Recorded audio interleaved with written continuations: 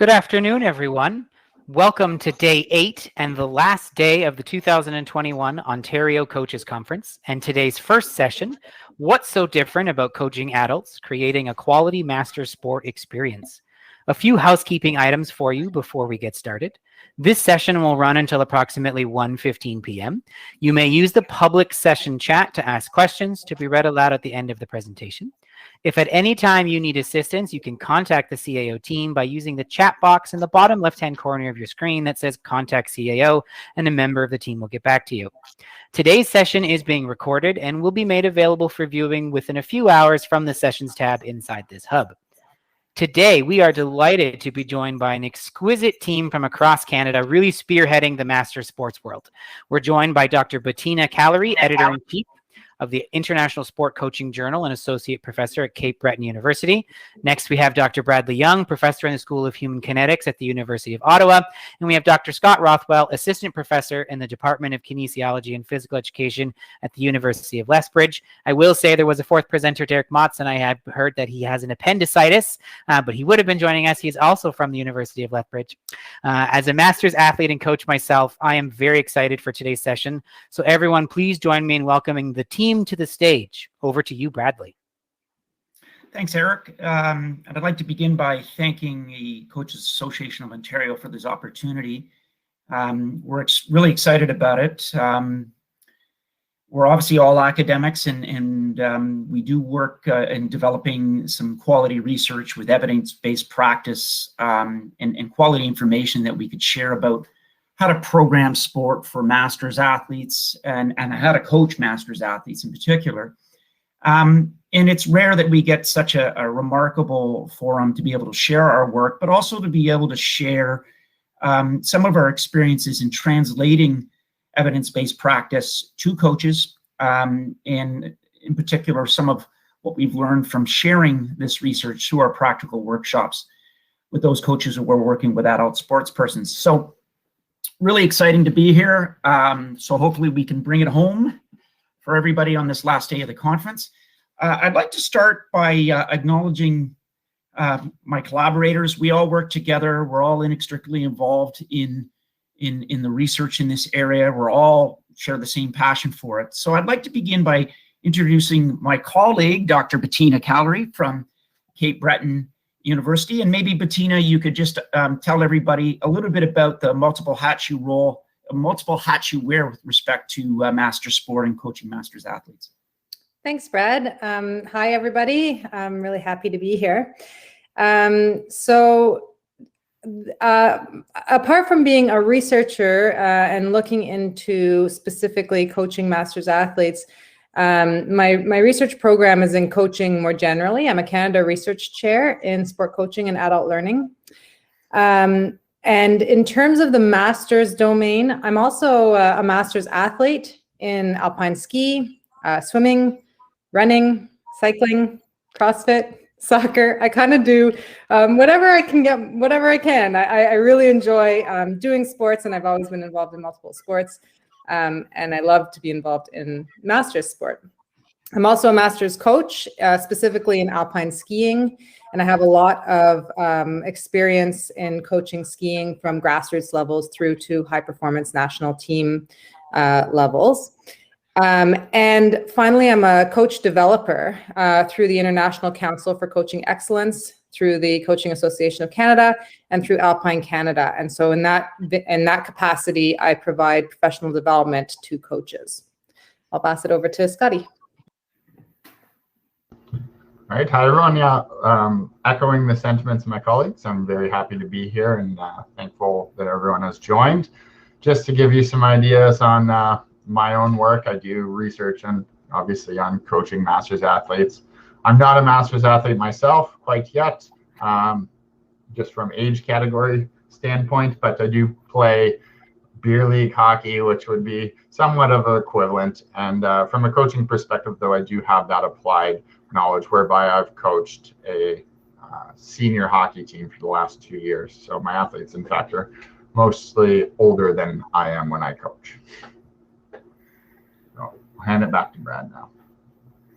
Thanks, Bettina. Thanks, Scott. So in terms of myself, I've been working at the University of Ottawa for a number of years, and I've been researching on the psychology of masters athletes for probably about 15 years now, and really I'm passionate about all things masters athletes. And with Bettina and Scott, I've really developed a passion for positioning coaching within that lens. I was a former high school and high performance coach at the university level. I still coach. I don't coach masters athletes. I coach at the community level in ice hockey and Nordic ski, which gives a nice contrast to some of the things we're going to talk about today in terms of masters athletes. And I am a fledgling masters athlete myself. So hopefully the various hats we all various hats we all wear, and the various roles we have in sport will play out in some of the work that we're presenting today. And so what you see here on this screen is the website for our research team and our research collaborative. And so everything we do as a team and with the various research personnel and graduate trainees who work with us is hosted at www.coachingmastersathletes.com. So I want to start by talking about the hat or the hats that we may wear as coaches. And we suspect that there are various groups on the call today. And we do know from the pre-workshop surveys that people did for us. Thank you for doing that, everyone. We know that there are people on this call who do wear a hat that says Masters Coach on it. And we do know from our experience in this area that oftentimes the people who wear a master's coaching hat, who coach masters athletes, they also don other hats. So they also have hats where they coach maybe youth or high performance athletes as well. We also know that there are people on this call who don't currently wear a coaching hat that says masters athletes on it. And so they have expressed an interest in learning more about this domain and this realm of coaching. We're excited about this second group as well, because some people have estimated that master sport and masters athletes is perhaps the fastest growing cohort of sport participants in the westernized world. It's tough to get numbers to validate that, but that narrative is shared with us quite a bit. And so for those of you who do have an interest in learning more about this context and what your various roles may be when you wear a hat that says Masters Coach, we hope you do get some nuggets of wisdom, hopefully, from today's presentation. And obviously, for those people who are currently Masters Coaches themselves, we hope that this is enriching for you.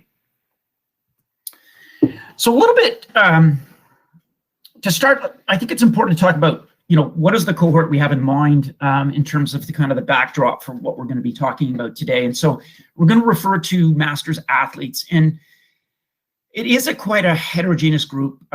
So this umbrella term includes a lot of different people. But typically when we talk about masters athletes, they are 35 years of age and older. So we're talking about people that are approaching middle age and older. There are exceptions to this. For example, master swimming can start a heck of a lot earlier. In some places as early as age 18 or age 25. For example, master synchro skating will start at age 18. And so there are exceptions to this.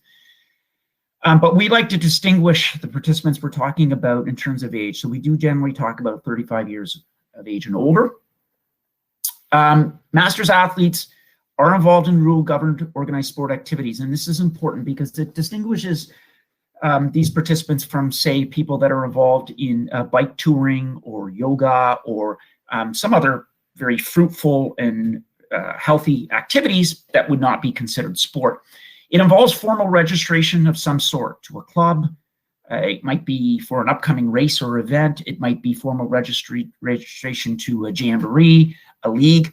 So this is important. And this is because we're talking about people who we can explicitly say are in some of these formal venues. And this would distinguish them, for example, from your fair weather participants who may be your beer leaguers. And so one of the other ways we do that when we define masters athletes or adult sports people are we often vet them to see if they'll acknowledge that they prepare in order to participate. And so one of the ways we determine a masters athlete is they will say, well, look, I have a race coming up, or I have an event that I expect to attend. in let's say 2 months. And what that does is it engenders a pattern of preparation for that particular event. Now, some of these masters athletes are serious enough that they're going to call that preparation training. Others are more recreationally competitive, and they will be reluctant to call it training. But if you look at what they do, they in fact do prepare ahead of time through practice to ready themselves for some type of a competitive event, even if it is not all that serious-minded. So we do have a range of people that fall within this umbrella. And what we also find is a lot of them have coaches. And so when we do surveys with, for example, national level masters athletes in athletics or in swimming, close to 70% of them will acknowledge they have a coach that they regularly meet with, and they oftentimes train with their coach. And so increasingly, particularly in individual sports, we see that the coach is not just an asset, but a hallmark of the definition of a master's athlete, and insinuates that there is a value and an asset for having a qualified coach to work with. A couple other things that are important to note, I think, in this bit of a preface is that when we look at what master's athletes do, the vast majority of them have regular patterns of involvement that would meet and easily surpass guidelines for healthy and active aging. And so when we talk about, for example, the national guidelines for moderate and vigorous physical activity that we're supposed to get per week, the vast majority of masters athletes surpass that. And so what we're doing is we're associating these participants with a narrative that says that sport, adult sport, can increasingly become a viable conduit for promoting community health to an ever-increasing segment of our population. And so our team has talked a lot about the fact that maybe adult sport is not for everyone, but it could be for a heck of a lot more people than are presently doing it. And we believe that people on this call today and coaches who might be coaching masters athletes are an important asset in not only enhancing the current participation of adults, but also recruiting new participants to the fold. So I want to go back a little bit. From 2011 to 2014, I was involved with a working group with the Coaching Association of Canada, who's putting together the first of its kind, a resource booklet for coaching masters athletes. And the CAC was successful in doing that. And here's a picture of the Coaching Masters Athletes resource booklet. It's a bit dated now, but one of the things that struck me when I was on this group is that, and there were probably about 7 or 8 people that were on the group. Most of them were from a background that involved looking at the biological or physical aspects of coaching adults. And so, for example, they were interested in, whether adult sports persons could get injured, whether they were at risk of injury, whether we needed to adapt the physiology or the biomechanics of their training to make it a suitable experience for them. And so I believed at the time I was on the call there to understand, well, what is different about the people skills that we need in terms of addressing and interacting with masters athletes, and what would we say that their psychosocial coaching needs are. And I thought it was striking that I was the lone person on the call at that time, and that narrative really didn't come through very well in this resource booklet. And in fact, in one of the first few pages in that booklet, the CAC at the time had actually asked the question in bold and italics, what might be different about coaching adult athletes? And they actually gave the response as, other than their age, probably not much. And so one of the conversations I had with people at the time, and I ended up having with both Bettina and Scotty, was, well, we don't really know that. So how can we say that? We don't have the evidence-based information to say how different their psychosocial needs are, or how different the people skills might be as coaches when interacting with this group. And so what that did is it really propelled us to set out on a research campaign since 2014, kind of looking at the question to see if we could uncover interesting things in this regard. And so as far back in 2014, we wrote an opinion piece in the International Sport Coaching Journal where we really wanted to kind of explore what might be novel about coaching masters athletes. And so what we did is we set out a blueprint for a number of areas where we thought research might uncover some particularly novel or nuanced ways of coaching adults that might be different than coaching youth or younger people in high performance sport. And we enjoyed this process, but it was limited a little bit because we couldn't find any research. And so what we were doing is we were pulling research from kind of broader research on psychology of masters athletes. And we were pulling from kind of parallel domains of pedagogical literature on how to coach younger groups. And we were taking some liberty to kind of pull from these bodies of literature to kind of put forward where we could go. But the reality is pedagogy refers to children. And so this literature didn't seem particularly appropriate. And we did really feel that we were taking some liberties to kind of set a blueprint for research. And what we really needed was evidence-based practice that could answer whether there were clearly novel considerations in coaching adults. So before I get into some of this information, I think I'm going to throw it back to the people on this call and ask what you think. And so one of the things we've learned is that we're not necessarily the experts. We're three voices that we'd like to think we contribute to some expertise on this topic, but we are not the experts. In fact, the people that are on the front lines as coach practitioners and coaches and sport programmers day in and day out with middle-aged and older adults are experts as well. And so one of the things we always ask is, what do you think? And what could be, or what do you think is different about coaching masters athletes? And I would invite you all to just take a second to ponder that for a moment and use the chat box in this platform to maybe share some of your phrasing or some of your ideas on this. And so we're going to lasso some of those things, and Dr. Rathwell will see if he can bring some of those back to the fore and as part of the conversation as we move through the talk today. So take a moment and think, what's different about coaching masters athletes, and then just shoot us a line using the chat form. A bit more context here. Through our research on coaching masters athletes and more broadly over the last 10 to 15 years of looking at the psychology of adult sports people and masters athletes, we started to kind of integrate and merge this literature broadly to think about, well, what are the characteristics or hallmarks of a quality masters sport experience? Under the assumption that there's something different or perhaps nuanced about how we would characterize this as opposed to how we would characterize a similar experience for youth or high performance. And so when we start integrating the emerging and critical mass of literature in this area, we can start identifying 8 really important hallmarks that we think should be front and center when we consider a QMSE for masters athletes. And we think this is important to understand in terms of the context of coaching people here. And so the first one is quality relationships. And so what we found is really integral experiences in adult sport at their essence are quality relationships. And that could be, for example, the relationship that an adult sport person has with his or her coach. It could be the relationship that a coach has broadly with the team. It could be the relationships that athletes have with each other. And these are really important, how athletes feel they're getting along in terms of relatability, how their experiences are being supported, and whether they can share some of these experiences with like-minded individuals. The double F, fun and fitness, is really important. Anytime we do a survey of adult sport persons and ask them what they want, they're always going to give us the double F. And we put them together because oftentimes this is these are the first 2 responses that people tell us. So yeah, they want to have a good time, but they also want to get healthier doing it.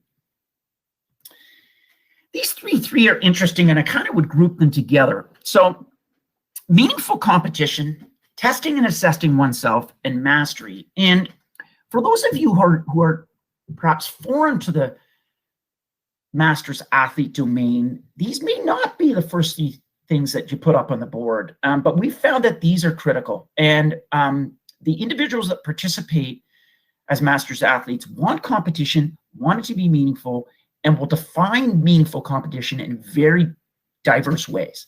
And so competition is not necessarily just the scoreboard. It can be. It's not necessarily just being people. It can be. It can be self-competition. It can be, for example, how they frame competition to their training and how they use training to ready themselves for competition, and in turn, how they use competition to frame what they need to do in training. And so meaningful competition is something we look at, and we think it's important in the experience of adults. Testing and assessing oneself. And so we find that adult sports persons want a degree of integrity and accountability, where they feel the things that they're spending time on are going to be subjected to some accountability and testing and assessment, regardless of who it's by. It could be by themselves, it could be from someone else, it could be inherent in the domain, but they do want that. And then mastery. And so critical to a QMSE is the idea that there's going to be a progression of activities that will increase in complexity over time, that's going to result in increasing effort. It's going to result in skill acquisition and these masterful elements. Intellectual stimulation.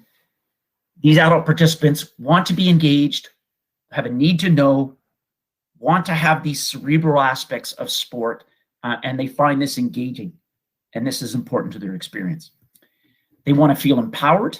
They want to feel autonomous.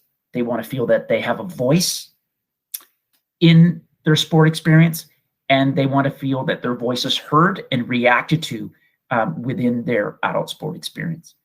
And finally, they want to feel validated. And this one is particularly poignant and very interesting in that it's unique to adult sports people. So for example, a lot of masters athletes have busy lives, right? They're juggling family, they're juggling jobs, they might be caring for an older parent, a whole host of things they could be doing. And so basically they negotiate a very busy life to decide to allocate their free leisure time to sport. And so that decision to invest themselves in sport where they could be investing themselves elsewhere is an important decision to them. And so what they want is they want quality programming. They want quality coaching. And so when they come out to the sport experience, to your coach context, they want to feel that there's sufficient integrity there, that it's justifying their decision to invest themselves here in the adult experience. And if they can say that I'm getting quality coaching and I'm getting a quality experience here in sport, then that is a source of validation for them that they consider to be very important. And we don't see that phenomenon particularly evident with youth sports people or sports persons. So these are the 8 characteristics. It forms a broad context in what we're talking about today. So what do we know about the coach context in master sport? I'm going to turn it over to Dr. Callery to take it from here. Thanks, Brad. So based on what Brad just presented to you, I'm going to go into some of the research that helped us to identify those 8 hallmarks. And I probably don't have to tell you all as coaches about coaching, but when we look at the International Sport Coaching Framework, coaching is actually defined first and foremost as a relational activity. And so this means that the relationships that coaches build, the influence and the interactions that they have with their athletes and with others is a key component of how they are effective and how they are able to coach effectively. And at the bottom of that, sorry, Brad, at the bottom of that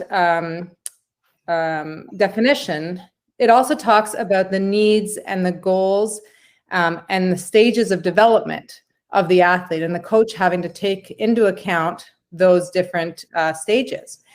And here's where we start to think about how coaching therefore becomes different or nuanced depending on the developmental stage that the coach is working with. And all of the comments so far that have come through in the chat about those nuances of being involved in master sport are very, very much relevant to how then you need to go about coaching masters athletes. When we look at the previous research that existed outside of the coaching domain in psychology and in looking at the relational components of coaching, what we saw was that masters athletes who had a coach talked about having a more self-determined profile, which was actually beneficial for their overall well-being and sport persistence. We also see that masters swimmers in particular, their perceptions of their coach was that their coach was a support and that their coach influenced their commitment to their sport, and that they use their coach to motivate themselves. And finally, we also saw that master swimmers believed that coaches were able to foster a number of different outcomes through coaching them, including social outcomes, health, and performance benefits.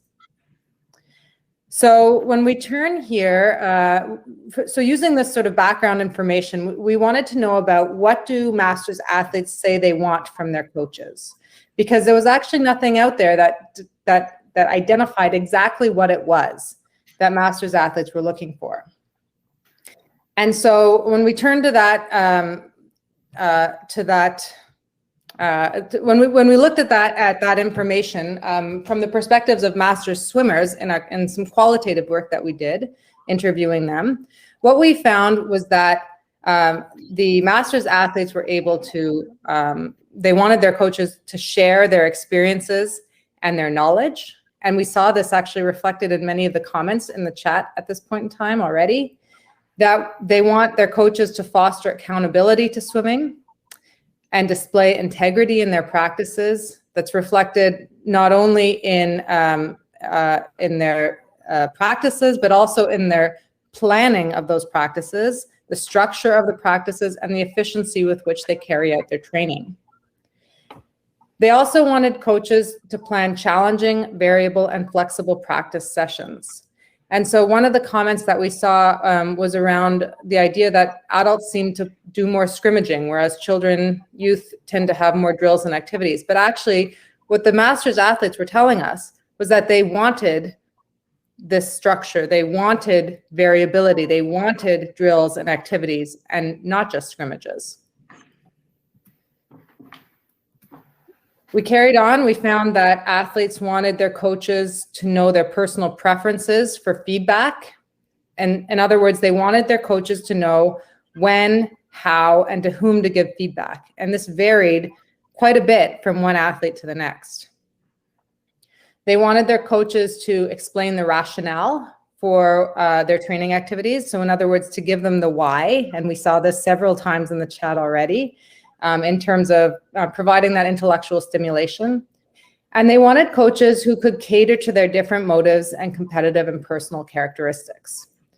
So from this, we actually explored a little bit further, what were the profiles of masters athletes? And what we saw was that masters athletes are very heterogeneous. What that means is that within one group, that one coach is working with on any given training day, there are a number of athletes who are not only varied in age, but they also might have completely different motives, completely different competitive orientations, different personal characteristics. And they wanted the coach to know how to coach each one of them based on all of these different characteristics. And so this really brings into the idea that masters athletes, they are different, and that there's a real art to coaching masters athletes that we needed to look more into. All of these findings that came from our original work looking at what masters athletes want from their coaches pointed us in the direction of andragogy. Now, andragogy, earlier Brad mentioned that pedagogy, the root word of pedagogy was actually child. Well, the root of the word andragogy is adult. And so it was looking at how adults learn. And so we turned to a well-known adult learning model, the andragogy in practice model by Knowles and colleagues. And we found that there were a lot of similarities between the model that was presented in education and what we were seeing in sport. In particular, understanding the 6 core features that form the middle of this model really seemed to resonate with what we were seeing. The learners need to know, so why are they learning something? The self-concept of the learner as being a mature individual. The prior experiences of the learner, as in the athletes come into training with a whole host of different prior experiences, not only in the sport, but also across their lives that could influence the way that they're learning in sport. Their readiness to learn or their readiness to train, the orientation that they have to learning in terms of it being something that is problem-based and understanding how to improve. And finally, their motivation to learn, which is largely intrinsic for adults. Their parents aren't putting them into programs. They're choosing themselves to go into these programs. And so we decided to use this andragogy in practice model and have a little bit of a sport focus on that, understanding what are the competitive goals and purposes for learning, and also thinking about the way that the age-related expectancies of the coach. It's okay, Brad. And from there, we looked then, our next study was looking at master's coaches and understanding what master's coaches are actually doing with their master's athletes. And what we found was that using this model, this andragogy in practice model, allowed us to better understand what coaches were doing with their athletes, which is things like having bidirectional communication. So not only providing information to the athletes, but also the athletes were providing information back to the coach, maybe in response to the coach, or maybe just up front providing that information without the coach first inquiring about it. And in turn, being much more open to sharing the leadership, because it was very much a shared power relationship. We also saw that athletes' maturity and their prior experiences played a role in the way that coaches then were working with them, taking into account not only things like, have they been involved in the sport for their entire lives, or are they brand new to the sport, but also things like, oh, you're a physiotherapist. Well, let's talk about injuries. They also told us that they personalize goal setting for their athletes because of the different experiences and different motives of their athletes. And in order to do that, they really needed to get to know their athletes' preferences and what it was that they wanted to do in sport. And then they also talked about using multiple motivational strategies in order to get at the differences across the group of athletes that they were working with. Well, after we got that information, we thought, where did coaches learn to do this? Because when we look at coach education programming, there's really nothing out there that's talking about how coaches can work with adult athletes in this way. And so we asked them, how are you learning? And they talked about their experiences in coaching, their athletic experiences, both as master's athletes and as not master's athletes, as other athletes. They talked about learning from books and from the internet and from speaking with other coaches, and also from experiences outside of sport. And they also spoke about coach education. But when they spoke about their coach education, they weren't talking about learning adult-specific information. And so what we saw was that typical master's coaches, we didn't ask especially effective coaches, we didn't ask poor coaches, we just asked typical master's coaches. And what we saw was that they may not engage in regular coach development for understanding how to work with their adult population. And this demonstrated common challenges that were inherent in learning how to coach adults. It wasn't necessarily that they didn't want to engage in professional development. It was that coach education doesn't exist, that information was difficult to find. And that we saw that there was an absence of messaging around the value of coach education, specifically within the master's context. And if that's the case, then that also would explain why there was no considerable or systemic expectations for master's coaches to invest in their own formal training. What we saw that occurred because of this was that Masters coaches may not think they need to plan practices. They may not think they need to invest in goal setting with their athletes. Or they questioned things like, how do I motivate these adults when they don't want to come to training or when they can't come to training? Well, maybe they have to work in the evenings. And so maybe they can't come to training. And so there are other obligations and other life priorities that come into effect here. And so from all this information, what we saw, what we were wondering about was then, where are they getting information that's really specific to understanding the adult population? So we did an international web search, and we found that course-based coach education and research-based recommendations around how to coach adults was really missing. We found websites that were dedicated to Masters sport, but they mostly had information about events and news. They had information on age-related physical decline, but they didn't necessarily talk about the psychological and the social aspects of coaching adults. When we turn to long-term athlete development models or other talent development models that are used by coach educators, what we saw was that they didn't necessarily specify how to coach adults, and looking specifically into what coaches can do within sort of that active for life or competitive for life phase of long-term development. And so we felt that, in fact, there was a need for a new paradigm and a new understanding of working with Masters athletes.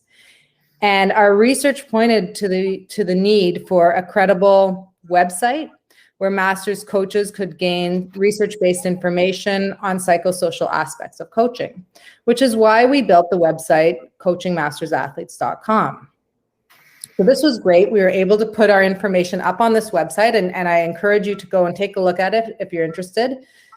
But we also wondered, did we need to do more? This was allowing coaches to gain resources, but not necessarily to understand how to then use them within professional development. So I'm going to turn it over. Hang on a second, actually. I'll conclude my section, and then I'll turn it over to Scotty. What we found, what I basically just talked about, and what Brad started within this first part of our presentation, was that the use of adult-oriented coaching approaches really did appear to be associated with various different positive outcomes for Masters athletes and for Masters coaches who were using them.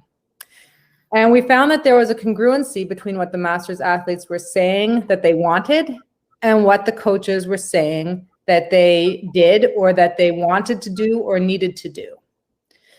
But we felt that there was a need to further study this information using some quantitative analyses and quantitative methods that would allow us to gain at greater numbers of coaches and athletes.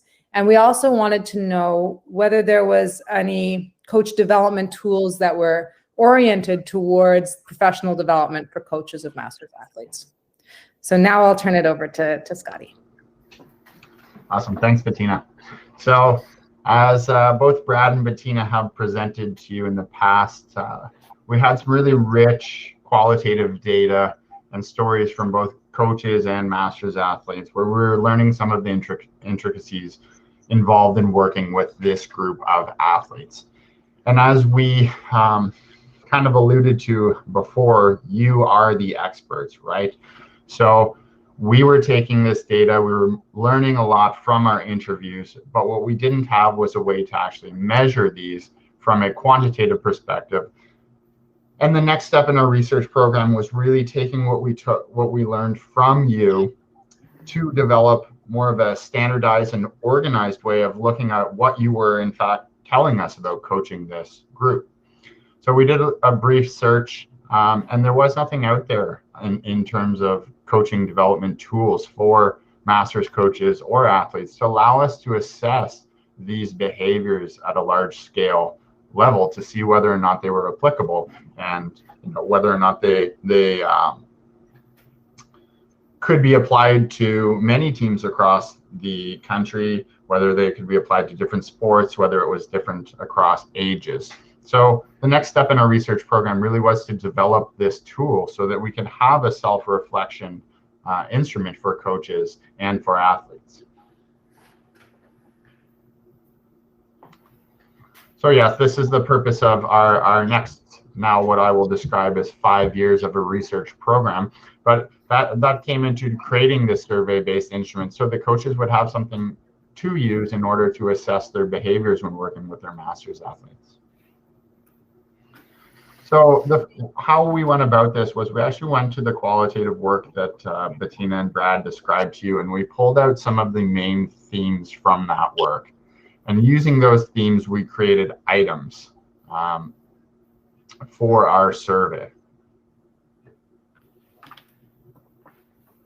So specifically, we created 23 items that summarized different coaching behaviors and strategies that masters coaches were telling us that they were using with their athletes.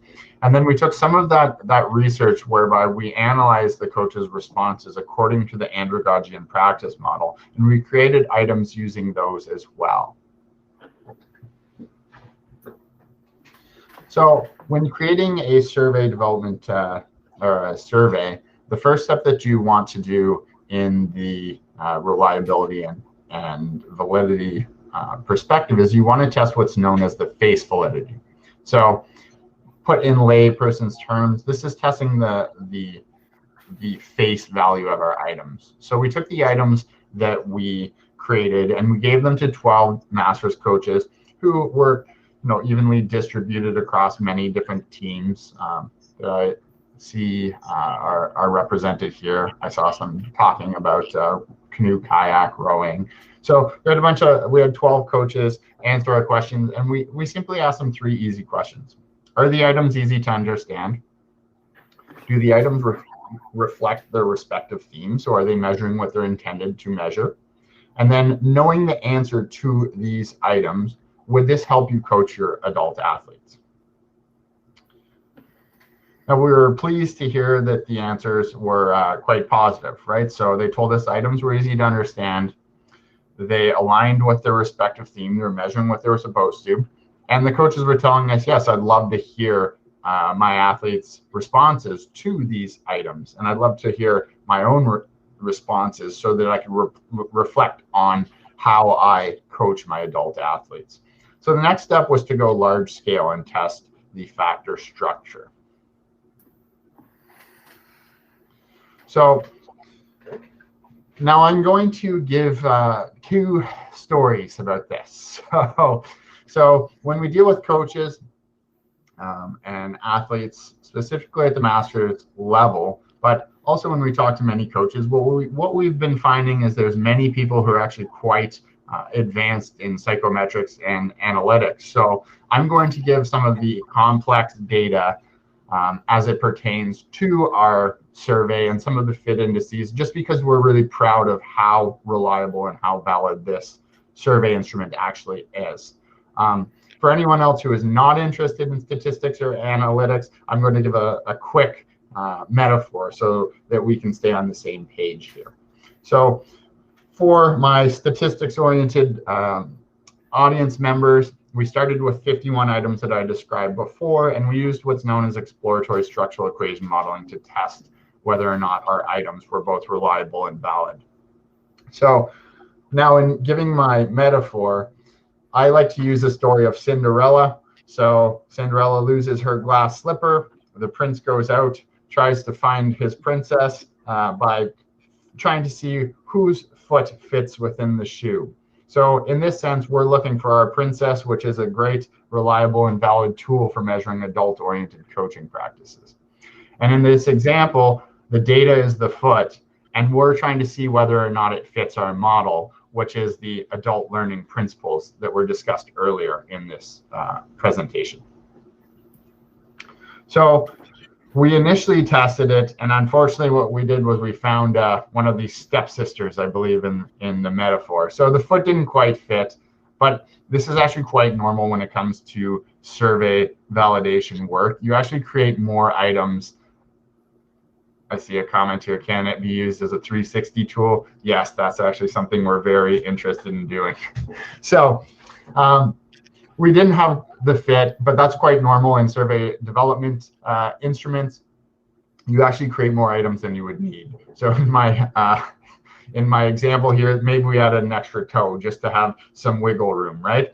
So what we did is once we found that it didn't have fit, we actually went through and we eliminated the items that weren't measuring as strongly what they were intended to. And once that we eliminated those items, we retested the model to our data, and in fact, the shoe fit. So we had a very nice, reliable, and valid way of measuring some of these coaching principles that our coaches and athletes were talking to us about in our qualitative research.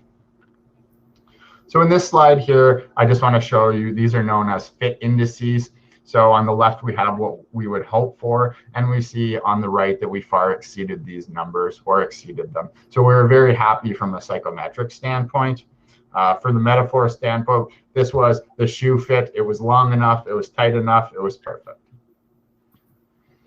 So now the next thing that we did was, just like with shoes, is you don't just try one shoe on to see if it fits, you actually try both. So in survey validation research, what you do is you test it with an independent sample. So what we did was we sampled 467 masters athletes, and we had them fill out the survey, and we tested whether or not the data fit the model using both exploratory structural equation modeling and confirmatory factor analysis. And this time, without having to remove or touch any single item, the shoe fit, the data fit the model. So now we could be confident in our interpretation that we had a tool that will now allow coaches to reflect upon their different adult-oriented coaching practices. And as Cameron asked there, now we actually had something that could serve as a 360 tool, because we not only validated it as it was worded for coaches to use, but it was also validated for when we give it to athletes to respond about their coaches. So once again, our fit indices were above what we would hope for. So now I'm going to talk to you about the final instrument. So we published this in the Journal of Sport and Exercise Psychology, and we'd be happy to share a link if anyone's interested to this survey. It gets into the weeds statistically, but you can see all of the work that we did over the last 5 years. So we asked you earlier in the presentation to start thinking about what was different about coaching masters athletes. And I'm going to let you read just the main themes that we assess using our adult-oriented coaching survey. And this one is considering the individuality of athletes. So when we asked you what was different about it, Scott noted that masters athletes have more life experiences. Ted spoke about how they were more knowledgeable. And I believe Brian said that they learned from their athletes. So when you're using this principle as a coach or applying it, this would be individualizing your coaching based on those past experiences and those differences. And then, as Bettina mentioned before, there is an element of shared leadership. So it's listening to your athletes about what they want when organizing their training and competition. So the second one, now I'll let you read as I go over some of the comments, but this is framing the learning situations. So Sue was speaking about how masters athletes ask more questions. Angela noted how they wanted to know why they were being asked to do something. And when it comes to framing learning situations, it's basically using different performance assessments or exposure to opportunities for self-discovery and challenges, use of potential competition and practices, so that people get to understand the why behind the coaching.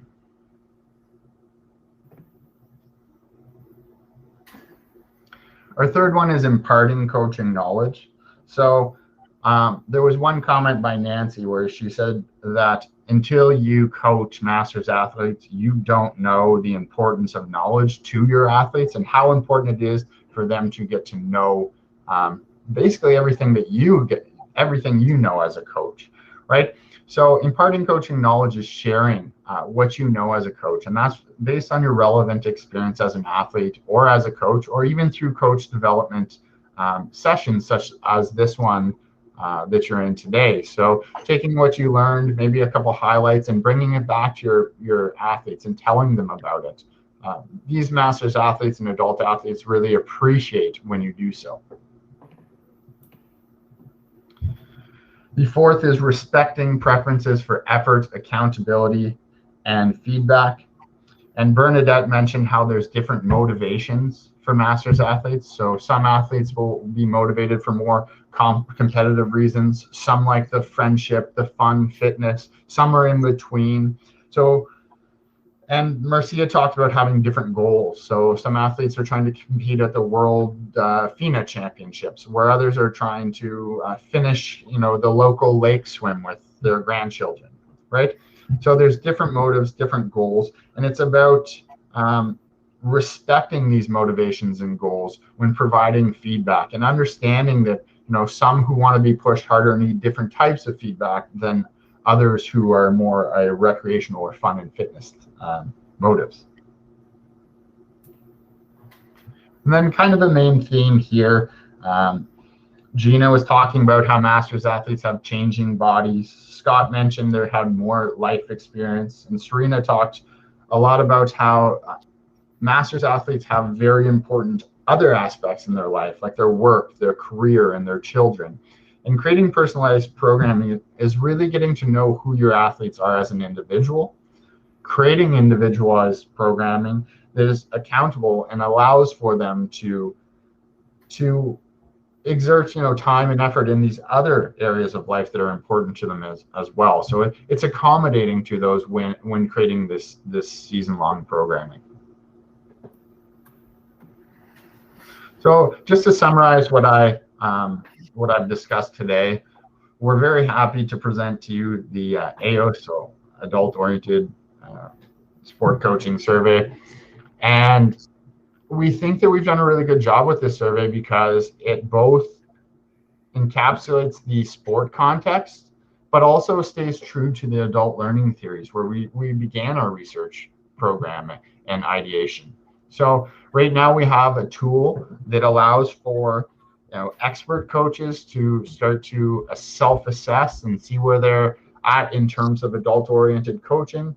It also allows for novice coaches to begin to think about how they might be coaching their masters athletes. And it does offer this opportunity for a 360 leadership-based survey that coaches could use throughout the season in self-assessing and getting their athletes to comment about their use of these adult-oriented behaviors.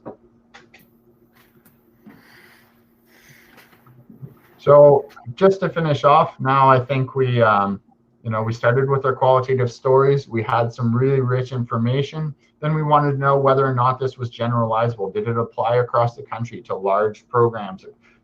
Was this generalizable? And the answer was yes. So we're very happy now to then get into the next section of this presentation, where we started to look at a large scale whether or not our initial qualitative stories and outcomes discussed from participating in master sport were also found from a quantitative perspective. So thanks, Scott. So what's next, or what did we do next? Because we're going to report to you some of the findings that are relatively recent, and looking at larger samples of both masters coaches and masters athletes. So we wanted to obviously get some quantitative data that could complement what we got from the interviews that told us that masters athletes benefit from coaches, that the masters athletes' needs are heterogeneous, and they're not youth athletes, so they have these unique needs and considerations. So where to go next? Well, we wanted to take the AOSC with its 5 groups of coaching practice, or 5 themes of coaching practices, and we wanted to be able to apply this in quantitative surveys to new samples of coaches and athletes. And we wanted to find ways to further validate this survey to establish its importance and potential as a coach development tool. And so I'm going to return here to the QMSE slides that I presented earlier in the presentation. And so one of the ways we wanted to further validate the AOSC as an important tool was to kind of bring it back and associate with some of these quality master sport experiences, right? So at the end of the day, we want to understand if coaches use some of these themes and some of these adult-oriented practices and principles, are the benefits going to play out in terms of some of these hallmarks of a quality experience? And so the one we wanted to start with was quality relationships. If you recall, one of the important aspects of quality relationships is actually the coach-athlete relationship. And so what we wanted to do is we wanted to kind of interrogate or ask the question whether the AOSC as a whole, so if we took all the global scores of the AOSC, how would that relate to various results related to quality coach-athlete relationships? And we also wanted to know, if we drilled down a little bit, were there particular themes or coaching practices that we surveyed within the AOSC that would be particularly poignant in enhancing coach-athlete relationships in the adult sport context?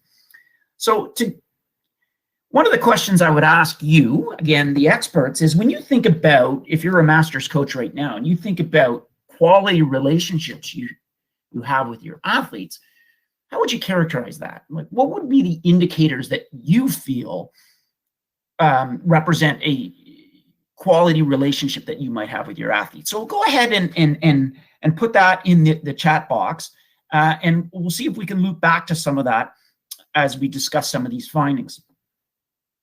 So Scott, if you could attend to some of those, that'd be great. So for us, we went to the literature, okay? So, and I'll show that to you in a second, but there is literature that talks broadly about, the qualities of coach-athlete relationship. And we wanted to be able to have that inherent in this next phase of research that was going to survey on masters coach-athlete relationships. And so what we did is we did some research with 402 masters athletes. About 2/3 of them were female. And they were coming in on average about 56 years of age, and there's some variability around that. And they were from a wide variety of sports across Canada. The biggest represented ones were swimming, athletics, and rowing, but we did really have a diverse sample. And on average, these respondents, these athletes, were practicing about 8 hours a week. So they do have, a considerable investment in their sport participation within this context. And they were, on average, coached 3 times per week. So these were people that were in a position to really comment on the coach context and the experiences that they were living there as assessed through our survey.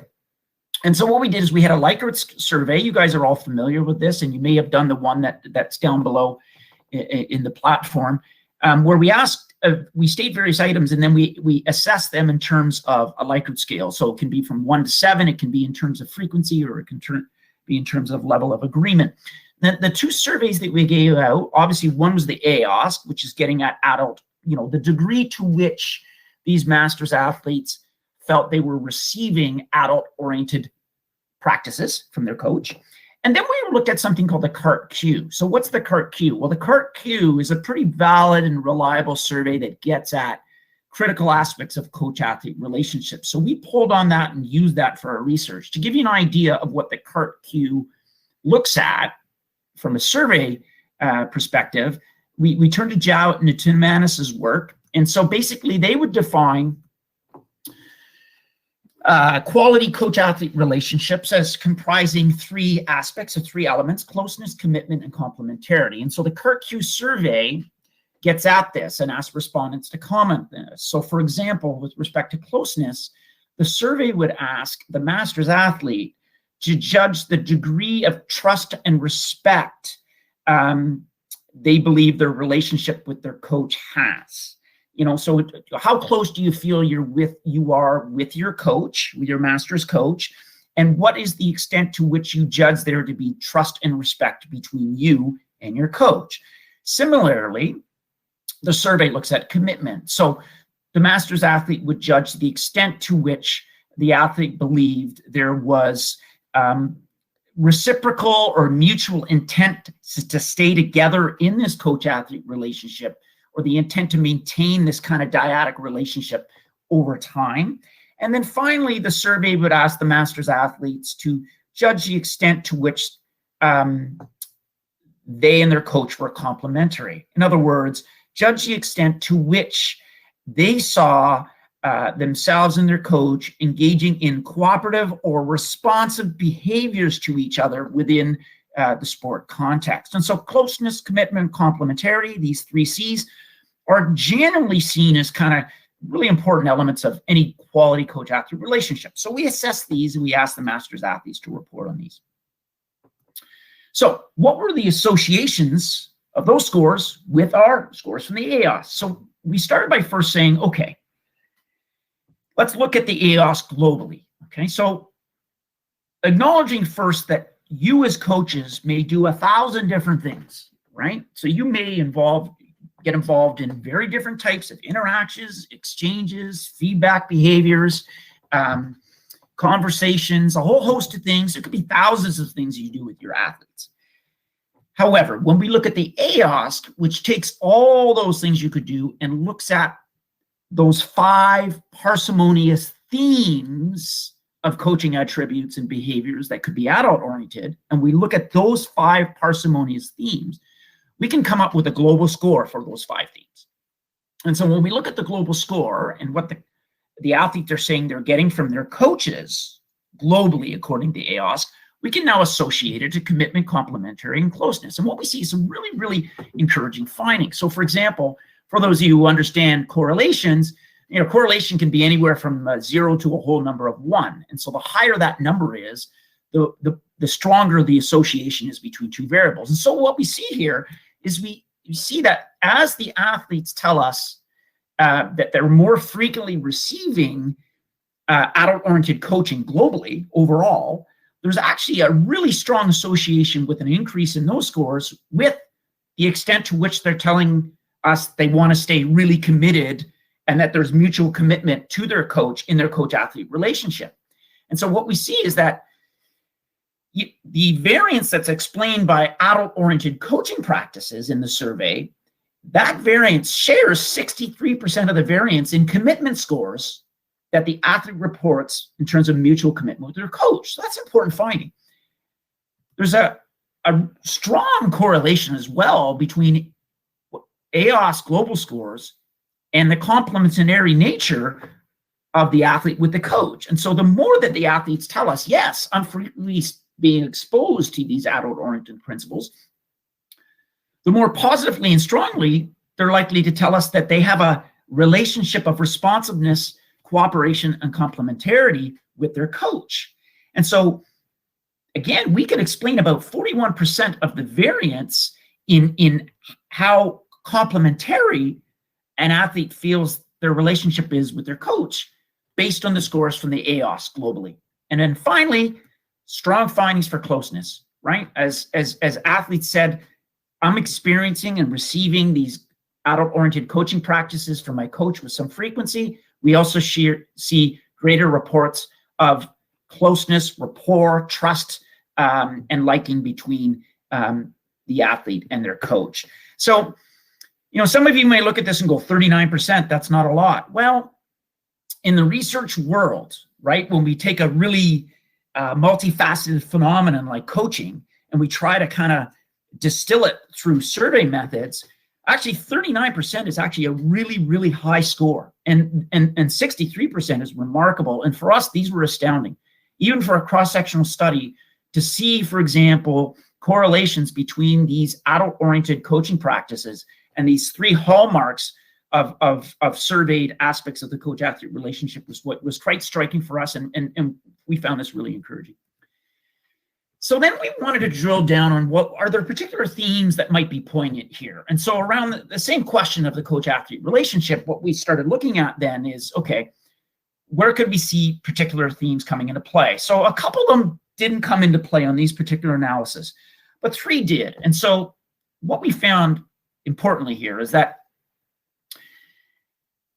the results told us if you want to get athletes telling you that they feel greater closeness in the coach-athlete relationship, then that's particularly associated with the fact that their coaches are also frequently considering their individuality in terms of their motives, their goals, their needs and abilities, and their experiences. The results were also telling us if you want your athletes to say that they feel closer to the coach, then you want your athletes to also be telling you that their coach is acting in such a way that he or she is clearly accommodating my preferences for pushing me to work hard in practice, or accountability to how much training I finish in practice, and the types of feedback that I prefer to receive from them. In terms of commitment, the results showed if you want your athletes to feel that there's an intent to maintain this coaching-athlete relationship over time, then this is particularly heightened when athletes are also telling you, I really feel that I'm getting a lot of personalized programming in terms of the scheduling of practices and competitions and the support at competitions I get from my coach. And finally, in terms of the degree of complementarity that athletes were sharing with us, these are particularly heightened when they said that their coaches were also respecting their preferences for effort, accountability, and feedback. So what we see here is three particular themes come into play in terms of enhancing these 3 C's of a quality coach-athlete relationship. Okay, as well, if you want to increase the individual complementarity, consider the individual more. So the big finding here is we could see 3 poignant themes coming into play. Back to our hallmarks of a QMSE. So we've looked at quality relationships. Why don't we take a peek with our research in terms of feelings of empowerment and mastery? So we did that, and we did that again. We were trying to associate our global scores on the AOSC with the degree to which athletes felt they had autonomy, choice, volition, options within their training environment that gave them a sense of empowerment, as well as the degree to which they felt their competency was being improved in this context. And we felt these were small correlations. So we saw a significant but small correlation between adult-oriented coaching and athletes' reported autonomy. And we saw, again, small correlations with competency. We think with competency, maybe there needs to be a bit more work to understand what's going on here. But the results for autonomy were interesting. So if we drill down on autonomy and we say, well, what are the particular themes that are coming into play in terms of enhancing athletes' sense of autonomy? And so there are 3 different ways of looking at autonomy. And so depending on the type of autonomy, the sense of autonomy you want to develop in your athletes, our results were telling us different things. So for example, in terms of, I'm gonna put them all up here, in terms of getting your athletes to report that they have a lot of personal control over what's going on in the sport context. In terms of, for example, your athletes saying, I feel that there is a link between the things that I can control doing and the outcomes that will arise for me. If you wanted to heighten those aspects of personal control autonomy, then it was all about considering the individuality of the athletes. If you wanted to heighten the athletes' perceptions of volition, that they feel that they had a certain degree of voluntariness, or that they could voluntarily pursue certain activities and exercise their self-direction as a form of empowerment in sport, then again, it was about, was the coach considering the individuality, my individuality in terms of my motives, my experiences, my abilities? And finally, if you wanted to enhance the athlete's perceptions of choice, the idea that athletes feel that they have various alternatives and options for them within the practice context and within the coach context, then that was particularly associated with whether the coach showed some accommodations for the preferences and the needs of athletes around being pushed to give effort, being accountable to completion of the workouts, and the type of feedback they wanted. So again, we're seeing that various themes come into play in terms of enhancing multiple aspects of autonomy and feelings of empowerment in masters athletes. So really important findings. Now, if we step back for a second and say, from a pragmatic point of view, what really is a pragmatic kind of indicator of a QMSE? It's great to see these 8 circles, but what else could we consider? Well, one thing we consider is, do our athletes like coming here because of their coach? And if you ask the athletes, would they continue to invest here or invest more here because of their coach? So we asked those questions, and this is really neat, these findings. So what we found is the greater the athlete scores for the AOSC adult-oriented practices globally, the more that they said they were getting adult-oriented coaching, the more they were saying, I like to go to practice because of my coach. And the more they were saying, I want to invest more in my sport because of my coach. And so these are both moderate correlations that in our world of research are actually particularly encouraging. And these are substantial. And so one of the take-homes here is there's a value-added piece. It's not just about how do I become a better coach and maybe use these AOSC as part of my coach development, but what's the value-added piece, right? The value-added piece is the experience is better such that the athletes are telling you, I like to go to practice because of what my coach is doing. And I want to invest more and commit more here because of what my coach is doing. And so whether you're a coach, for example, in a public club, or whether you're somebody who's running their own coaching business that's more entrepreneurial in flavor, these are important findings which substantiate the fact that the use of adult-oriented approaches, at least as assessed by our survey, has a value-added piece in getting people to enjoy it and want to come back. So what are the conclusions from this research coming out in the AOSC? Well, the coach plays an important role in QMSE, those quality master sport experiences, especially with respect to quality relationships, empowerment, and mastery elements. And when we look at the AOSC scores, the global use of those scores, when you take all 5 themes and you merge them together and consider them equally, we see that use of those can enhance the coach-athlete relationship, as well as how athletes feel in terms of their autonomy, how much they like their sport, and their motivation to invest more there. And we also know that specific themes and practices particularly seem to be related to the 3 C's of closeness, complementarity, and commitment. And they also seem to play out in terms of their associations with various aspects of autonomy and empowerment. We think these are really important findings that we hope to build on as we move forward. I'm going to pass the conch to Bettina now. So I'm just going to take it home here in the next couple of minutes that we have before we end. So what we've presented to you here today, if you're still wondering, so what? Basically, what we're saying is that the use of the adult-oriented coaching practices that we've discussed today promote a quality sport experience for masters athletes, and that we can use the AOSC in professional development to help coaches to intentionally create some of these quality masters sport experiences. So what are we doing with this? Our next steps, we're actually starting to engage in professional development for masters coaches, and that's part of what we did here today is part of this. So we've been asking coaches to complete the AOSC, and then we've been giving presentations such as this one to various different sport organizations.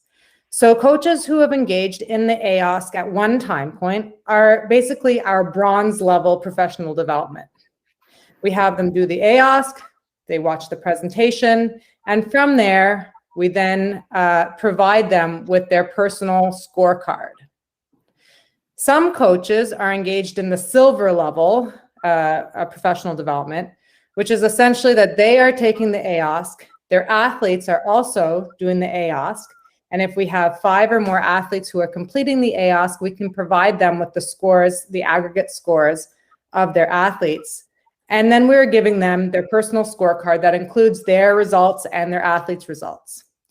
And some coaches are doing what we're calling the gold level professional development, which is essentially that they're doing the AOSC, the athletes are doing their AOSC at 2 different time points across the season, so that they're able to think about how potentially they use these practices at different times in their season. We provide them with their personal scorecard. And then for all of these coaches, what we're doing is and if you did do the survey before this session, you saw that there was a line that said, if you're interested in the interview, please leave your email address. And at that point in time, what we're doing is we're following up with the coaches to provide them with their personal scorecard, and then to engage in a reflective conversation around what is it that they do within their coaching, what do these numbers mean to them, what could they do, what would they like to do, and how could they use these numbers moving forward. So this is the stage that we're at now, and if you did already engage in the survey, thank you very much. If you haven't yet, you can still have a chance to do so. It's just at the bottom of your browser. the link for the survey. And the personal scorecard looks a little bit like this. So it provides you with your scores across the 5 different themes from the AOSC, as well as your scores from the coach-athlete relationship for both you and, well, in our case today, it's just for you as a coach, but if the athletes do it, then we provide the athlete information as well. There was some talk, this is our team here today and our website as well. And there was talk about our book in the chat. So that book came out, I think, yesterday, and the paperback copy is coming out in the next couple of days. So you can order that now if you're interested in more information around this. And we do have a contributor on the line here with us today, Nancy Leo, who is part of the book as well. Every chapter has a little story of a coach, a master's coach, and how they are actually using the information that we talk about in that chapter. And so we're really excited about this book and hope that you enjoy it as well. Thanks very much for taking part in our session today, and we hope to be able to have some great discussions about it and hope to follow up with you in an interview if you're interested. Thank you very much, Scott, Bettina, and Bradley. That was very, very informative. As a master's coach and athlete myself, as I said, very excited. We do have time for maybe we'll take 1 or 2 questions while we're still here. There was one question that came up about gender considerations with working with master's athletes. Has any research been done into that, and what are your thoughts in that? Bettina, do you want to start? Sure. You know, sometimes what my favorite part is the questions, because we get these really great questions. And, you know, the idea that coaching master's athletes is such an untapped area of research that there are always ideas and always more things that we can be looking at. There's really not a lot of research out there specifically on understanding how to coach master's athletes in different genders. And so this is an area that's rife for research. Brad, I don't know if you want to talk a little bit more specifically about the master's context, though.